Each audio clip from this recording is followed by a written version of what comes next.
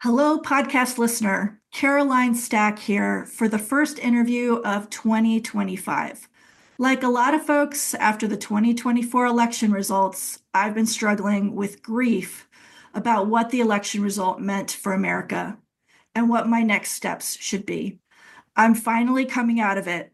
I've reconnected with my local political volunteer community. I've participated in the February 28th boycott and March Amazon boycott. And now I'm ready to march and show that I'm not willing to let freedom and democracy be stolen from us without a fight. In that vein, I've invited David Comfort onto the podcast. David Comfort is the founder of the Democracy Action Network, a grassroots organization dedicated to defending democratic institutions, promoting civic engagement, and fostering inclusive democracy. Welcome to the Ground Game Podcast, David. Welcome, Caroline. Thank you so much for joining me on the podcast. Honestly, your organization has really helped me get me out of a funk after the election. So I want to hear all about the organization and what you're up to and what you hope for in the future. So let's just jump in. Sure. Were you always interested in politics? I mean, it's really there's a lot of influence from my family, both from my mom, my dad, and my siblings. So my mom and dad were civil rights activists. They actually marched in the Selma to Montgomery march with Martin Luther King, several decades ago. And so they really continued their political involvement throughout their lifetime. So I remember when I was maybe 11 years old, going door to door, passing out political flyers for a senator in Colorado, 11 years old. So it's really been sort of ingrained to me that, we have a responsibility to be involved in politics, in organizing and activism as citizens of this country. Wow. So if your parents were involved that long ago, in your lifetime, you've probably seen how civil disobedience and activism and political action actually leads to results. Yeah, it has. I mean, it definitely has, with the civil rights movement, with the feminist movement, with the Stonewall LGBT activism. So I actually co-founded a group, Equality Network, back in 2008, right after Prop 8 passed in California. While everybody was celebrating Obama's win, there was news coming in that Prop 8 passed, which made same-sex marriage illegal in California. So there was a whole movement that built up to overturn Prop 8. And I remember calling basically for a march the next week on a Wednesday night. I was out on Santa Monica Boulevard putting up posters for it, and we had 750 people come out for it. So that was sort of instrumental in helping to kind of hone strategy and tactics for what we're doing now. Thank you for doing that, actually, because I had a family member marry their partner in 2008, and then Prop 8 passed, and it was terrible. Like people couldn't they could only get married for a short period, and then Prop 8 passed, and then it took a while for it to be overturned. Thank you for doing that for my family. Of course. Yeah. So what was the specific genesis of the Democracy Action Network, which I guess you started it right after the results of the... Yeah, I started it right after the results of the election. It certainly came as a shock to everyone that Trump was reelected, in the months leading up to Trump's reelection. There was a sense that there was just no way it could happen again. There was just a lot of Democrats expressing optimism about Kamala Harris, despite all the issues involved in the run up to the election. So it really came as a shock. And then I felt like I really needed to do something. And I just said, okay, I'm just going to call for a meeting, an initial meeting. I think it was at the very beginning of or end of November. And then, it wasn't that many people, 15 to 20 people. I think people were really deflated. They were in shock. They didn't know what to do. There just wasn't that much enthusiasm to try to take on Trump.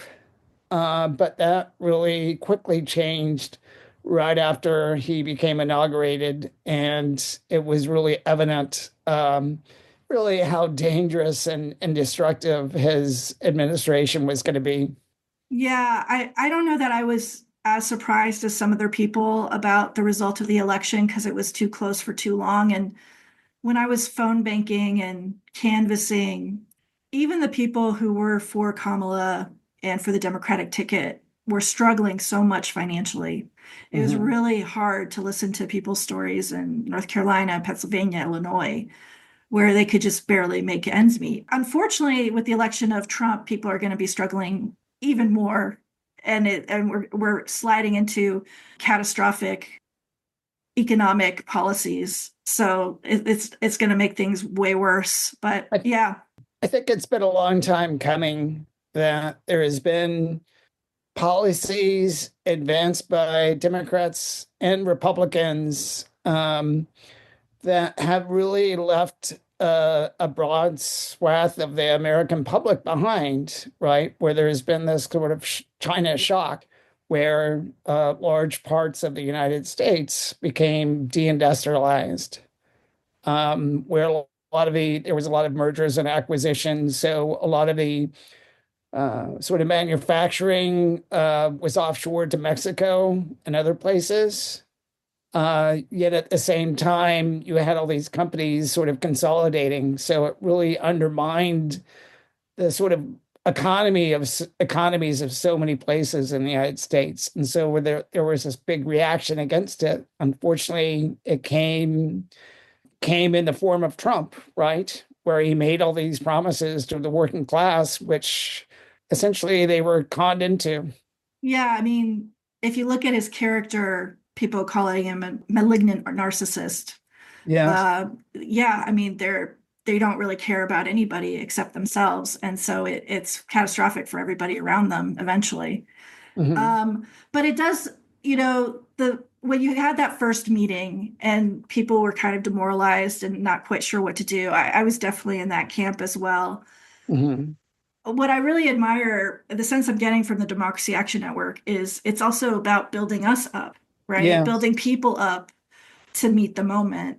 And so I wanted to ask you, what are the main objectives of the Democracy Action Network, and what are your strategies? What do you hope to accomplish? So I think one of the overriding goals, of course, is to get Trump out of office. Either that's through impeachment, his resignation, or some other means. We really need to just force him out of office, like what happened with Nixon. Um, that's certainly one of the overriding goals. So we're really taking sort of a big tent approach where we're trying to build up a broad-based movement where even Republicans, former MAGA people can join once they sort of realize what we've gotten into.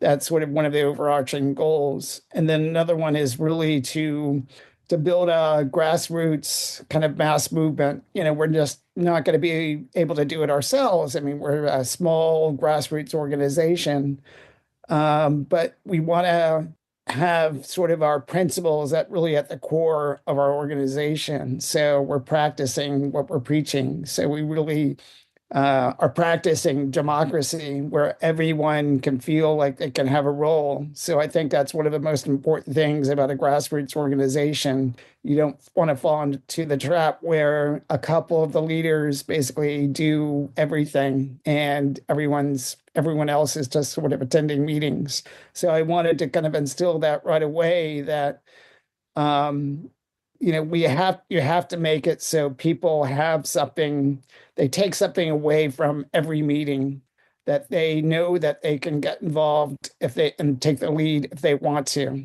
So I think that's one of the things that we did right away was after we had a march in West Hollywood, February 22nd, and that was sort of the sort of genesis of getting a lot more people involved and taking the lead on sort of various parts of the organization. Yeah, I can attest to that. Full disclosure and transparency, I'm involved in helping organize the march on March 22nd at the Westwood, California Federal Building in the LA area, um, to support the Constitution, support our veterans, support our federal workers. And I was impressed by the Zoom and how everybody was given a role, everyone had their responsibilities. It's kind of like what the ideal of democracy is. Every citizen has their role and their responsibilities to the greater democracy. It's kind of Yeah. like doing reps on that muscle, that citizenship Mhm. muscle. I think you know we've all really taken it for granted. Like we live in a democracy, and yet we feel like somehow our only role or duty is to vote every 2 years or every 4 years. So I think we really need to build up the sort of civic institutions of and then practicing kind of politics on a personal, individual, and organizational level. So it's got to come from the grassroots. We really relied upon looking towards so-called leaders in Washington to keep the country, on a even keel, where we really need to kind of instill this idea that it's really up to each and every person to be part of the country. in a sense, I mean, this is kind of cynical, but we kind of get the society and government we deserve, Mhm. right? And as individuals and as citizens, we kind of need to build ourselves up to deserve a better society and a better government. At the same time, I mean, there are sort of very powerful forces who, have a lot of power and control over our government. And, through things like Citizens United, where we really let kind of powerful financial interest essentially control how legislation is written, what laws are passed, what candidates are on a ballot, Control the courts and control the control courts. the secretaries of state and what kind of cases come Mhm. before the Supreme Court as well. Yeah, dark Yeah, money. exactly. Hmm. So, there's all sorts of lobbyists in DC. I mean, what sort of citizen lobbyists are in DC? Yeah, I sometimes jokingly say that why isn't there like a, Automobile Association of America for the internet, right? The Yeah. Internet Association of America, where there's an organization that protects internet users from all the dangers of the internet, Yeah. that it's a lobby for us rather than all the people who basically prey on our data and on our attention and on our dopamine brains to keep our Mhm. attention. And then at the same time, there was a book Robert Putnam wrote, oh, I don't know, 20 years ago or so, Bowling Alone, where the sort of institutions, civic institutions have really been hollowed out in this country. And particularly after the COVID pandemic, there's a sort of crisis of loneliness where people don't engage with one another hardly at all. It's all done, especially with the growth of the internet, like it's all done sort of transactionally. We don't really develop relationships like we used to. Yeah, I mean, I was seeing a Washington Post article that said we still don't go out of the house. We've become a nation of homebodies. Yeah. We still don't leave the house as much as we did before COVID, So you know? maybe that's one of the things that we need to build from the ground up, some sort of sense of, maybe the civic institution sounds sort of corny and sort of like a term you would hear in like a college seminar, but it's sort of just really a description of what we had had in this country for decades that sort of slowly went away in a sense. Yeah, yeah. And I think part of that was also like our lives kind of became taken over by work. I know Yeah. that's the case in my own job where, especially with remote work, your workday never really ends, Hmm. you know? Exactly. So we just become valued for our economic utility and Mhm. not as citizens in a greater community. So that's one of the things that we hope to kind of achieve with Democracy Action Network and all this sort of grassroots kind of resistance that's occurring right now, that maybe in some way this will bring us together closer as a country. Yeah, I do feel like one of the reasons the Democrats at least have such a poor rating, and I know your organization is, nonpartisan, but is the people don't know their Democratic leaders, like their Democratic. It's. I feel like it's being run by a lot of consultants, Yes. Democratic consultants, rather than like local leaders who who you hang out with, who you meet up at the coffee shop or the bar and just chat and know about each other's lives.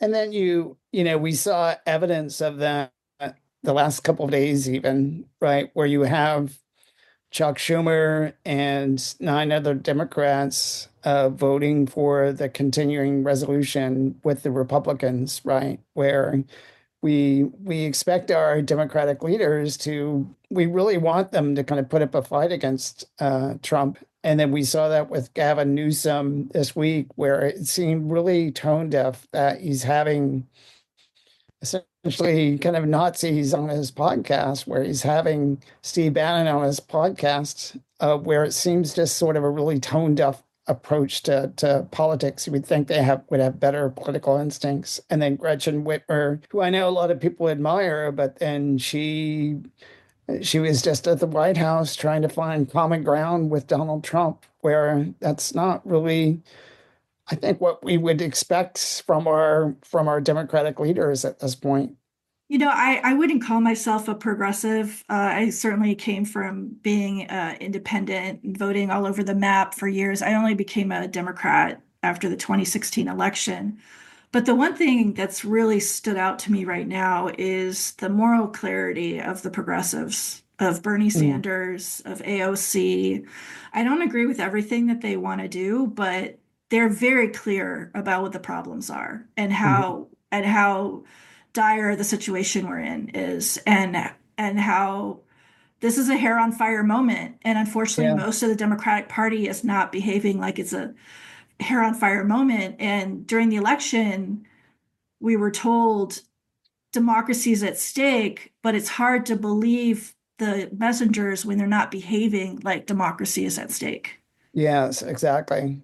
I mean, I've been talking to my brothers and sister about sort of how does this compare to other moments in US history or world history? What is this like? It's not really like the civil rights movement now, is it? It's not really like a lot of the other sort of social movements that have happened in this country, because essentially we're witnessing, living through a moment in which a kind of autocratic dictatorial leader is essentially taking over our government.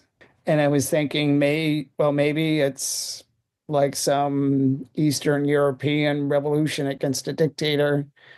And then I was thinking, well, maybe it's sort of like the American Revolution or 1760, 1770, where Americans, the colonists, were fighting against a tyrannical king. So maybe that's sort of one way to look at it.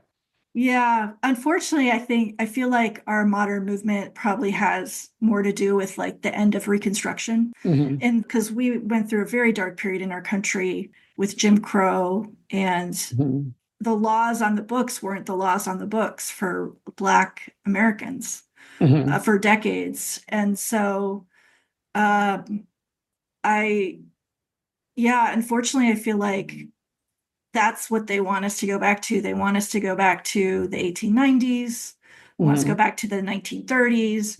And that worldview is so small. That worldview is there's not enough for everybody.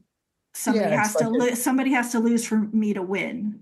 it's You like know, zero sum thinking, right? If I win, somebody else has to lose, or if somebody's right. winning, then I have to lose.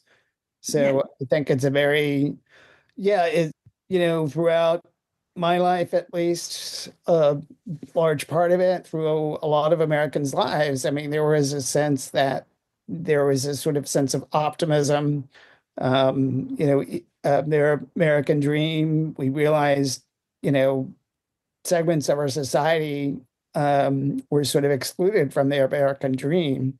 And yet, where there was a sense of optimism about the future, about progress being made, which I think has really been lost over the last, I don't know, 15 years or so. And I think that's one of the things that we really need to instill in people is a sense of optimism about the future and our ability to change the future, right? So, Yeah.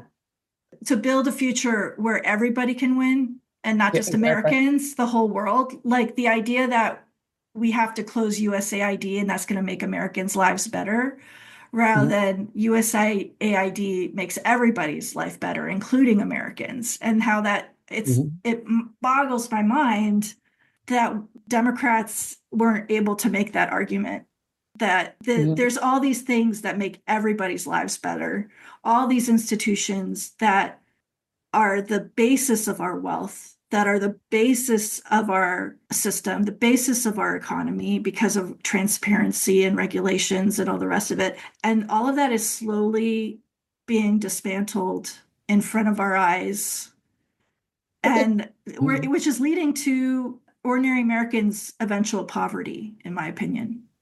I think one of the things that we need to do and the Democrats need to do is just not defend the status quo. I mean, essentially, the status quo is gone. Yes. And maybe I people need to, I think, get away from the idea that somehow things will swing back normally to some type of normal politics. I mean, that may or may not happen. So right now, we're really at a major crisis in American history, and I think it's really critical for everyone, every citizen, to step up and play a role. I mean, one of the ideas I was thinking about and was evident in the civil rights movement was this idea that um, the struggle can change the world. The struggle for civil rights can change the world, but the struggle also changes those who participate in this.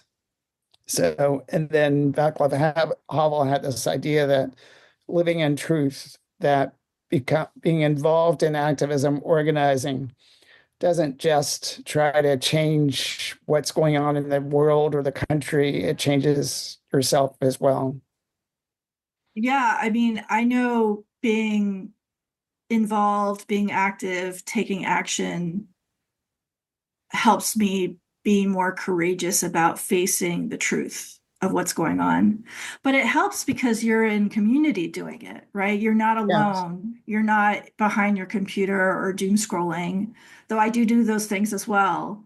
But Mhm. when you're with others, when you're marching with others, when you're meeting with others, when you're collaborating with others, it's a little scary to face what we're facing.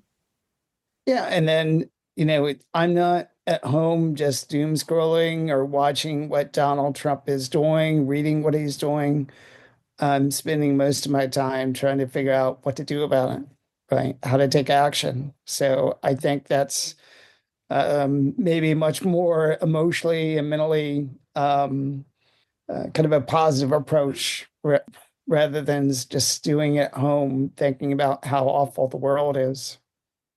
Well, yeah, I mean, that's biology. Like when you're in fear or you're in anger, your body wants to run or wants to fight, right? And so Mhm. like figuring out a way to fight Yeah. or figuring out a way to like, run in the right direction.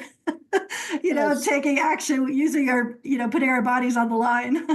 Yes. I mean, that's um one of the difficult things about this moment is coming up with a strategy that is going to fulfill our goals, right? Because we're probably going to have a lot of losses, or there's going to be very little evidence of any wins for the foreseeable future because Donald Trump and Republicans, they don't care what we think. And we're not trying to hold their feet to the fire to act differently like they did in the civil rights movement. Or the civil rights movement were appealing to sort of mainstream white America, primarily in the North, to address what was going on in the Southern United States and trying to pressure President Kennedy to take action. Whereas their President Trump, he's never going to listen to us. So I think one way to think of him is he's inherently corrupt and criminal. So I think the only way to approach the situation is we've got to essentially call for forcing him out. Yeah, I agree. The other thing, the other way I think of it as well, and let me know if you agree, is we're kind of building the structures right now so that when other people have reached their limit, they have a place to go. Yes, You yes. know, like one influencer I follow was mentioning that the studies show with civil disobedience, nonviolent action, that once 3.5% of the population is out on the streets, that's the tipping point. Of course, Mhm. to have Yeah, those 3.5 million people on the streets, a lot of other stuff has to be happening in the background. They need to be yes. fed. They need money for when they go on strike. They need resources, they need childcare. Like there's a lot of other stuff that's happening to make those 3.5% of the population be on the streets possible. Mhm. But you kind of need to build the places for people to go. You need to Yeah, build the organizations where when the time comes, they're like, oh, I can go there. I mean that's what we're hoping to do is really build a strong foundation that we can build on top of, right?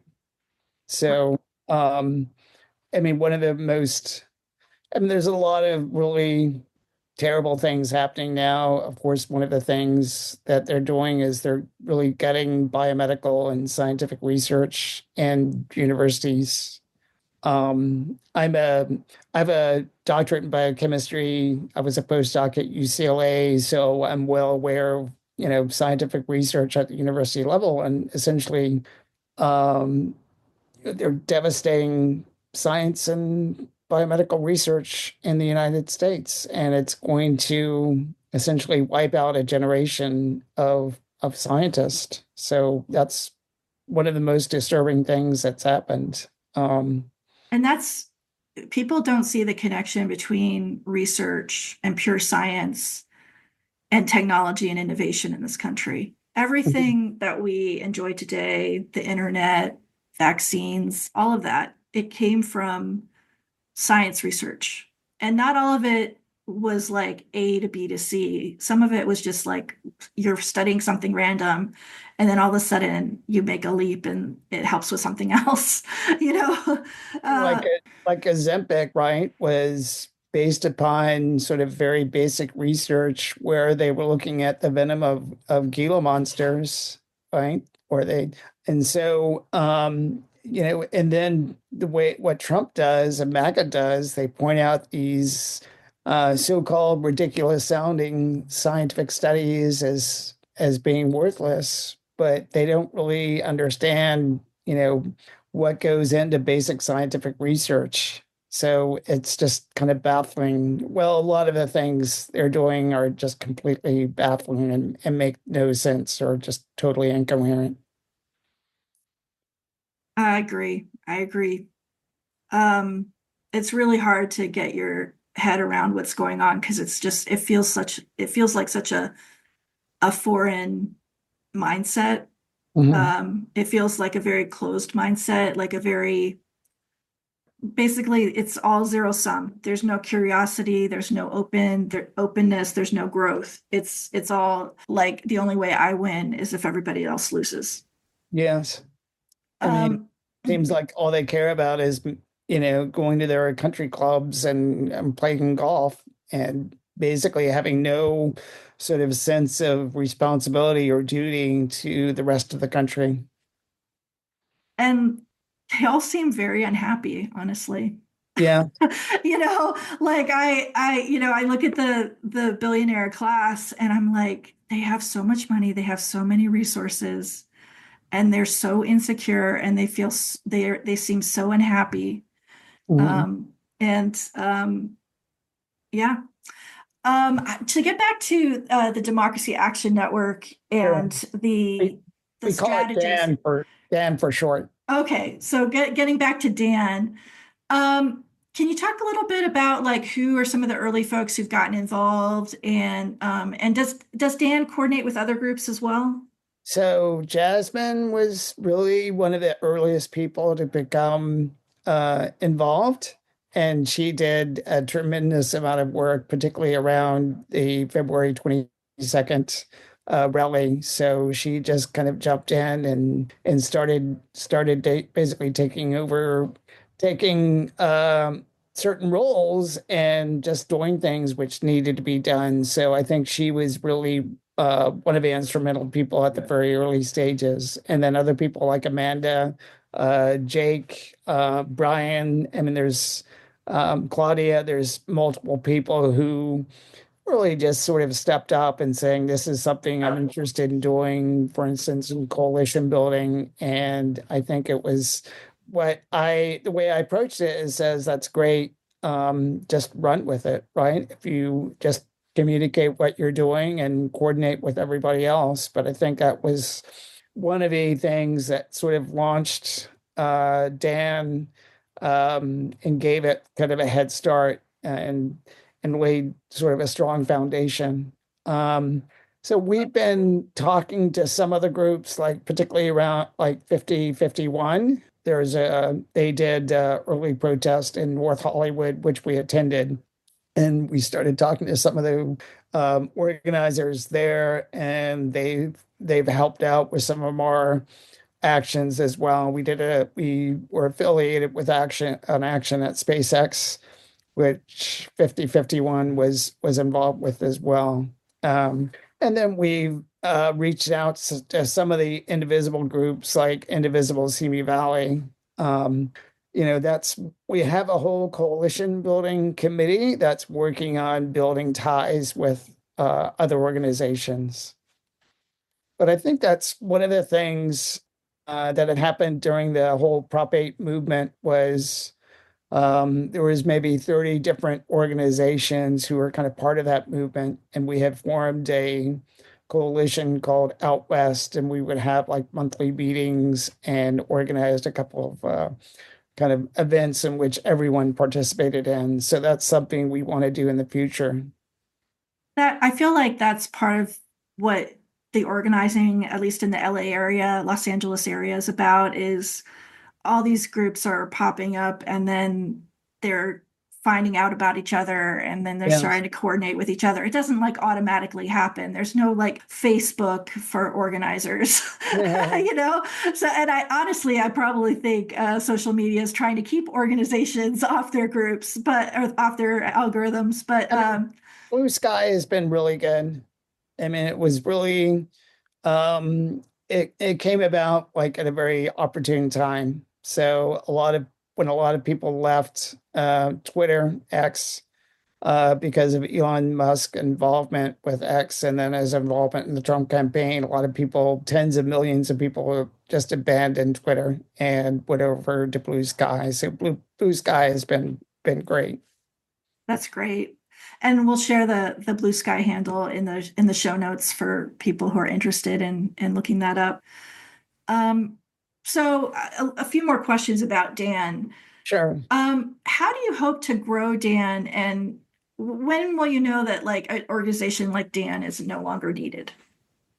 So we're really trying to grow, Dan. It's sort of a slow process. I think people will come to our organization, get involved when they see us doing things out in public. And I think that's when our sort of North Star is what we do to have impact in the world through our rallies, marches, teach-ins, what people actually see us doing. I mean, we can have all the meetings in the world, but I think what it comes down to is sort of what we're doing in the streets, right? So where people see that, they have no idea we're having Zoom meetings or having all these, we have Zoom meetings with maybe 300, 400 people on them. They never see that. The only thing they might see is us marching down Santa Monica Boulevard or marching in the valley, for instance. So I think it's really critical for us to kind of keep a public face, and keep, that's one of our North Stars is having public visibility. So people know that there is a big opposition to what Trump is doing. And I think, in we've got to be in it for the long haul. So we've got to make Dan Democracy Action Network sustainable. So we could be doing this for the next 4 years. Our goal is to try to do sort of one major event a month. But then sort of pass the baton to different leaders within the organization. Like Brian and Phoebe sort of just said, okay, we're gonna do the March 22nd rally. And I thought, okay, go run with it. That's great. So I think we want to provide a space, a foundation where people can kind of step up and take whatever project they feel passionate about it and then go run with it. And then we'll support them. And also, I mean, coming back to this learning and organizing and community building, when people take on different roles, they learn about different things. They learn how to Yeah. organize. They learn how to community build. They learn how to do things they otherwise wouldn't know how to do. Yeah, I mean, it's not like there's professional activists, right? Maybe there's organizers in unions, for instance, or in some NGOs who've been doing this for a long time. I mean, I've never been part of a NGO or a nonprofit, so all my sort of activism has been done, with basically grassroots organizations and sort of learning by doing, and then learning what other people have done in the past. And then I think by doing something, I'm a strong proponent of that. And sort of every area of my life, you really learn by doing. So you don't read it in a textbook, right? You have to kind of actually go through the process. I'm going to get to some questions that I've been asking a lot of our grassroots activists. The first question is, one of the blocks I come across in talking to disaffected people who haven't voted or do vote, but that's pretty much all they do, is the Mhm. idea that one person really can't make a difference and one vote doesn't make a difference, which which kind of beggars belief, because once you kind of get into the canvassing and stuff, you realize like so many elections come down to like a handful of votes, Right. especially at the local level. But what do you say to that belief? I mean, it's pretty evident that there's been times where there's been major turning points in history that have come down to a couple hundred people voting or not voting, right? When in the Bush versus Gore election, I mean, it came down to a few hundred votes in Florida, right? So, I mean, I think it's kind of plain as day that, individual vote matters. But I think it's more than that.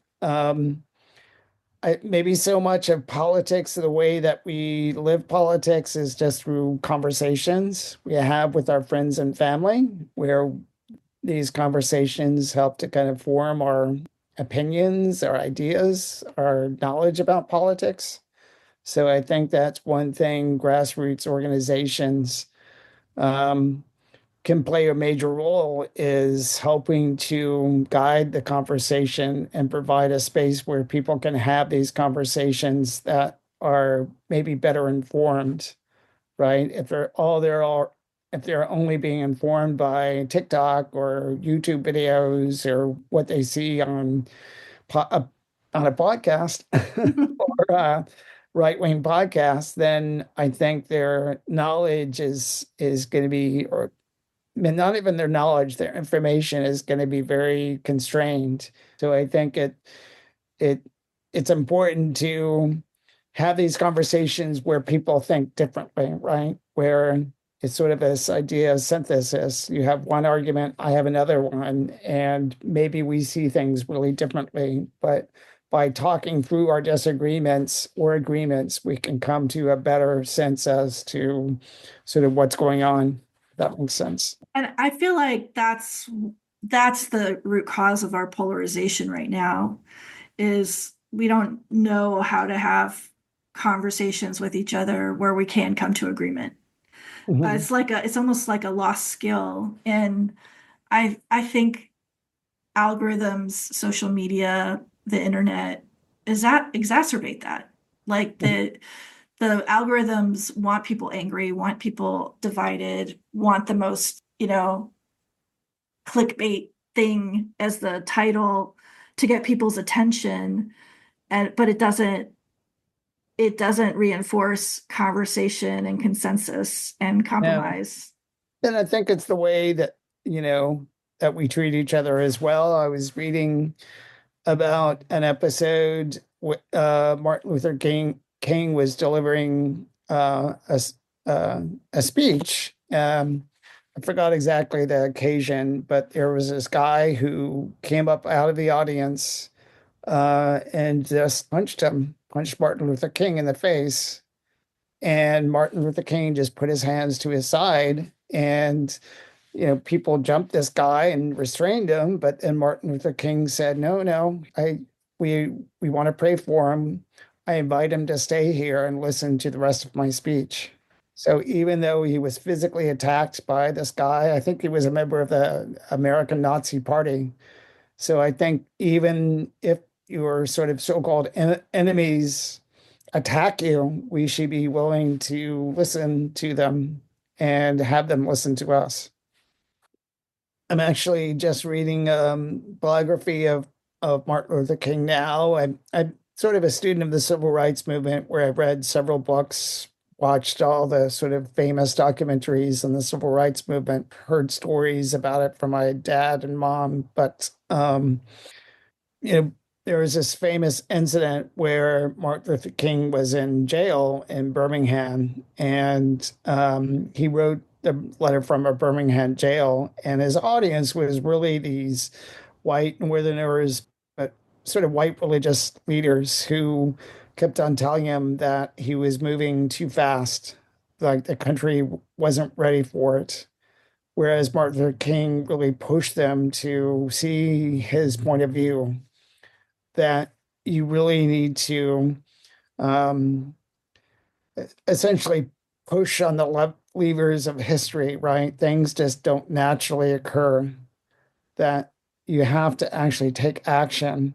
And I think what he was trying to do is clarify it in the white religious leaders' minds, like this actually is a good uh, way to take action. That you just can't be in the world and think things will change. Things change when people take action.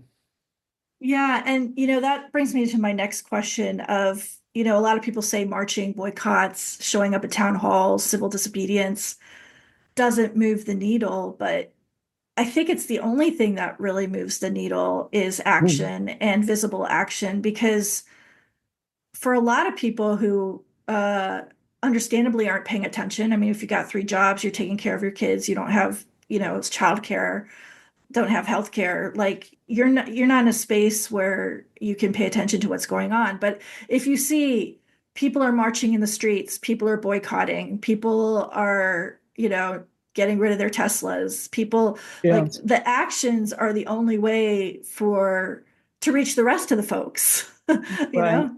I mean, so it's really a cumulative impact of all these actions. And we need to be strategic about it. I realize that, marching through the streets, chanting, holding signs, may not have an immediate impact, but I think the cumulative impact of it will accomplish our goals. I think that's one of the challenges of where we are is we want to call for nonviolent action, civil disobedience, yet there's very few sort of targets, if you will, for those kind of actions. Whereas maybe we can accomplish a lot without getting arrested. I mean, I've been arrested in multiple protests. I was arrested in San Francisco in a protest and charged with 3 felonies. I was in the city jail for 3 days. And, it's not a very pleasant experience. But I think that there will be a time for that to happen. But I think we need to think really strategically when is the best time for that to occur. I mean, I would think one of the things that we need to eventually do is have sort of a mass mobilization to Washington, D.C., where there's a space for civil disobedience, nonviolent direct action. That's actually a really good segue into the event that kind of introduced me to your group, which is the organizing for the March 22nd uh, march and rally. Do you want to talk a little bit about that and what you hope to accomplish with that event? So we're having the March for Our Constitution on March 22nd. So at the federal building in Westwood. So I think really what we want to highlight is that we're not somehow this radical left anti-American group, right? I think we really want to reinforce the idea that no, we're really for America, America that we've grown up with our whole lives, that we realize, it's had its faults. A lot of people were excluded from this idea of America that we hold on to. But I think it's whereas Donald Trump and MAGA has really taken us to a very dark place. And um, one of the sort of sayings I came up with, I think last week, is we want America to be America again, where so much of what's happened in the past several weeks has veered so far away from our conception of what America stood for when we betrayed our allies in Europe, when we betrayed our friend and ally Ukraine against Putin, where Doge and Elon Musk has just gone with a sledgehammer through our government and laid off tens of thousands, hundreds of thousands of employees willy-nilly. We've really taken our government for granted. So that's what we're defending. And Elon and Doge has stolen our data as Yeah. well to feed his AI. Yeah. So, Um, I mean, it's really even difficult to know what they're doing, right? Because there's so little transparency.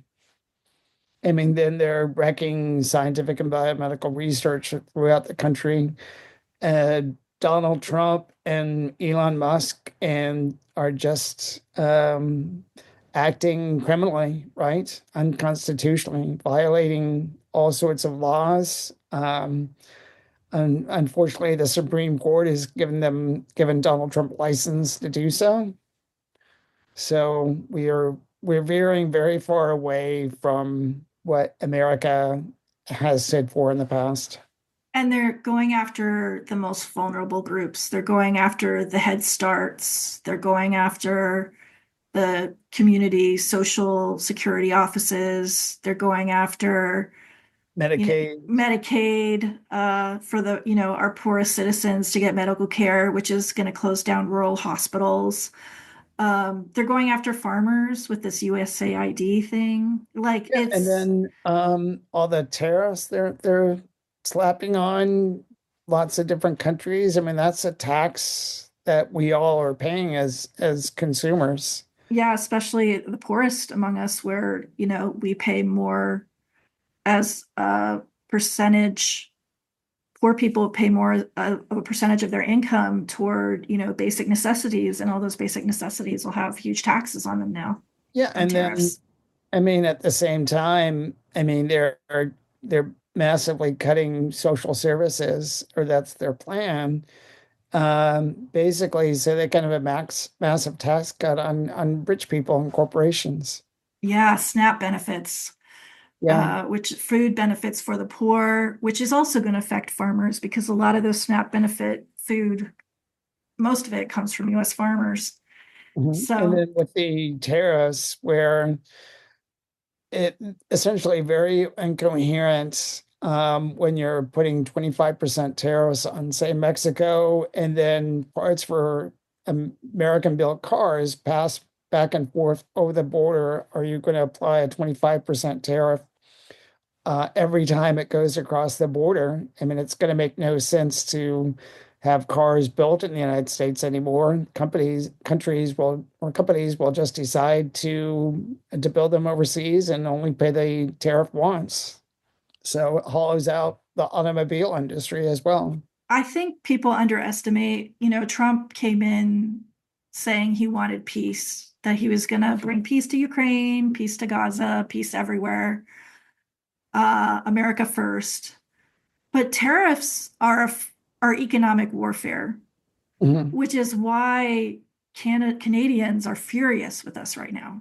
Yeah. Furious with us because it's a threat to their economy, and they're right to retaliate because it is a threat to their economy. And then Canadians ask, what have we done to deserve this? I mean, we've been one of America's closest allies and friends for decades, you know, Centuries, yeah. centuries. So, I mean, it's just, and then Trump cozies up to Russia's Putin. So it's just, it's just really twisting what America has been in the past. However, it was at fault.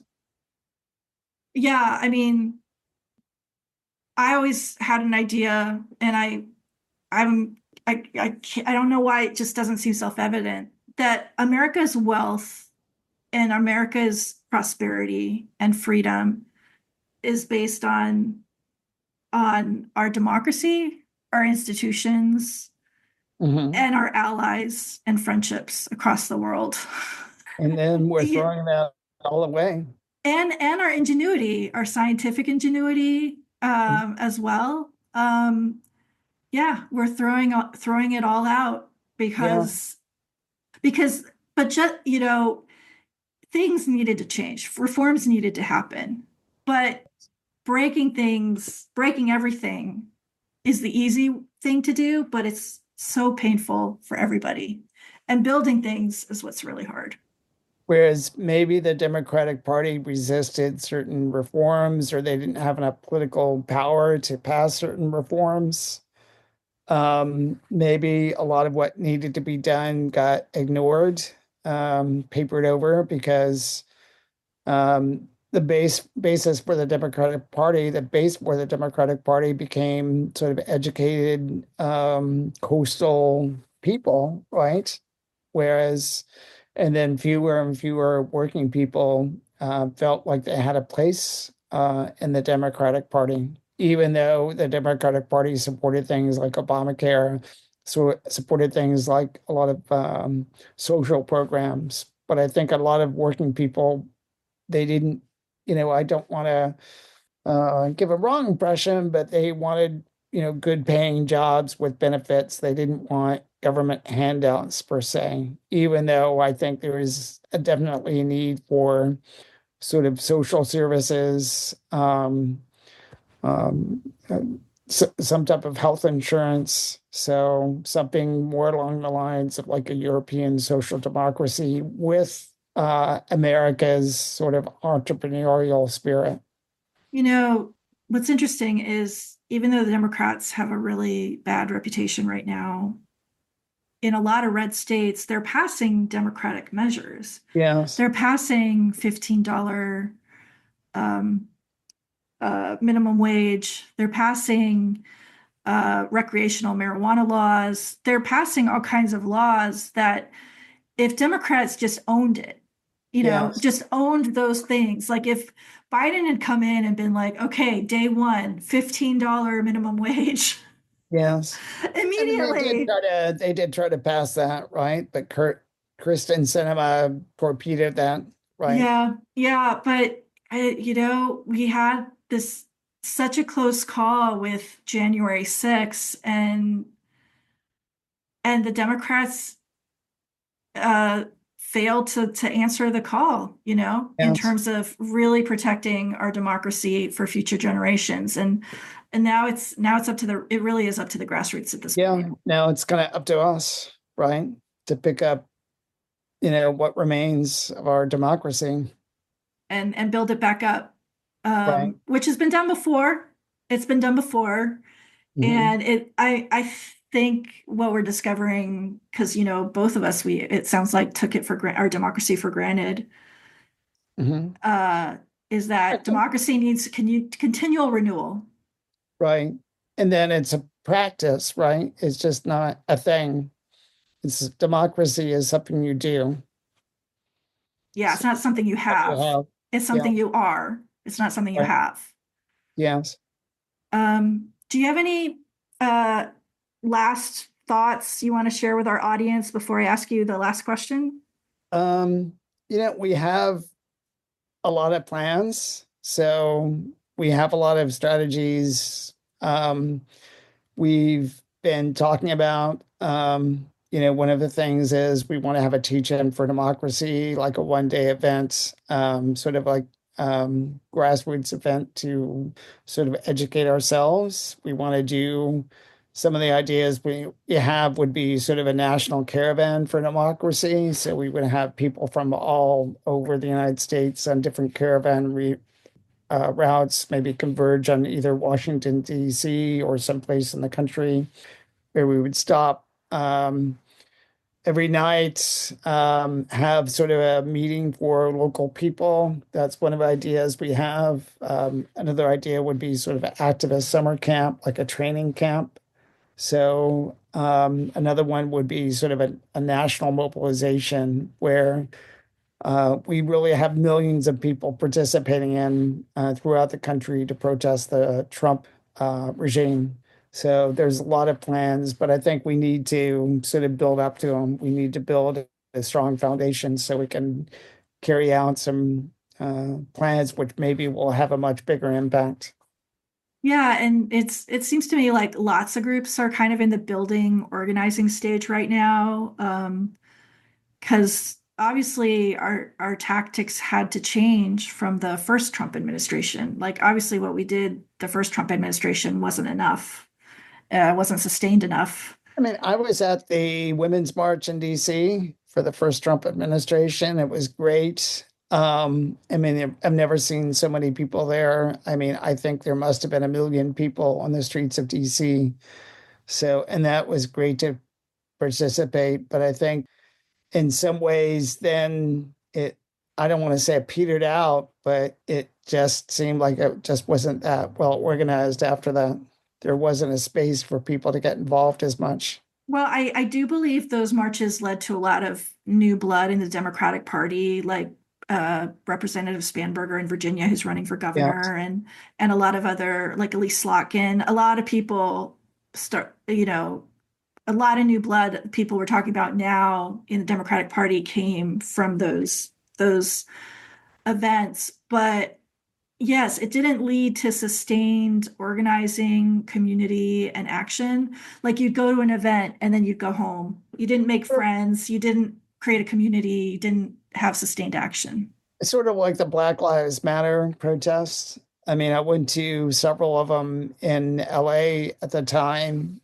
Um, I mean, people would call a protest, a couple of thousand people would show up, which was great, but there was no sort of sustained organizing throughout the process that I could find. Yeah. Yeah. So I think not having immediately millions of people on the streets right now is disappointing, and people are Right. looking for that, but we're doing it differently this time. We're doing it, I think, in a way that's more sustainable. We're putting down strong roots first.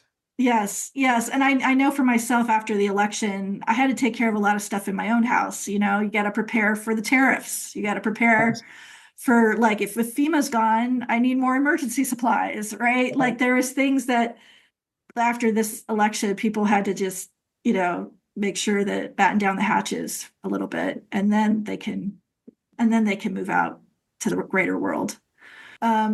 So my last question, which I've been asking all my guests, is inspired by E.B. White's Meaning of Democracy New Yorker piece from World War II. Okay. And the question is, what does democracy mean to you? Um, so really the people having an active voice in their community and in government, that the government really represents them. So at its core. So that's what it means to me, that it's really a government by the people, as Lincoln put it, by the people, of the people, for the people. Yeah, yeah. I'm hoping that the long-term effect of what Trump is doing to our government with this hollowing out is people really start gaining a sense of ownership over our government. You Whereas I know, think throughout American history, our our government democracy isn't just our elected officials at the federal, state, local government. It's really the practice of people acting in a concerted grassroots manner, bringing attention um, to essentially ideals, values, yearnings that people have, like they had in the civil rights movement, the feminist movement, ACT UP, and the AIDS crisis. So, I mean, that all these social movements have been really instrumental for democracy. So democracy just can't be what our elected officials do and us voting every 4 years.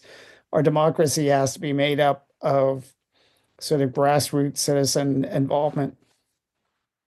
yeah, like taking responsibility for our country. It's Yes. ours. It's ours, and it's only going to be as good as we make it. So there's a saying like justice is what love looks like practiced in public.